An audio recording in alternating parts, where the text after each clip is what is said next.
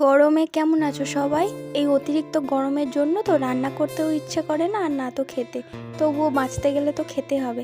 তাই দুপুরে আজকে তেমন বেশি কিচ্ছু রান্না হয়নি। গরম ভাত, আলু সেদ্ধ, নুন, পেঁয়াজ আর ভাজা লঙ্কা নিয়েছি ওটা মাখানোর জন্য, আর টক ডাল হয়েছিল। আমাদের এদিকে তো নোনা আবহাওয়া, তাই গরমও অতিরিক্ত। আর এই গরমের সময় ডাল ভাত আর এই আলু মাখা, এ যেন অমৃত। এখন বসেছি খেতে। খাওয়া হয়ে গেলে নারকেল গাছের ছাওয়ায় গিয়ে বসবো। তোমাদেরও কি খাওয়া হয়েছে? না হলে খেয়ে নাও। আজকের মতো টাটা।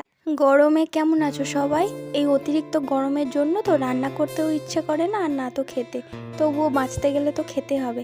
তাই দুপুরে আজকে তেমন বেশি কিচ্ছু রান্না হয়নি। গরম ভাত, আলু সেদ্ধ, নুন, পেঁয়াজ আর ভাজা লঙ্কা নিয়েছি ওটা মাখানোর জন্য, আর টক ডাল হয়েছিল। আমাদের এদিকে তো নোনা আবহাওয়া, তাই গরমও অতিরিক্ত। আর এই গরমের সময় ডাল ভাত আর এই আলু মাখা, এ যেন অমৃত। এখন বসেছি খেতে। খাওয়া হয়ে গেলে নারকেল গাছের ছাওয়ায় গিয়ে বসবো। তোমাদেরও কি খাওয়া হয়েছে? না হলে খেয়ে নাও। আজকের মতো টাটা।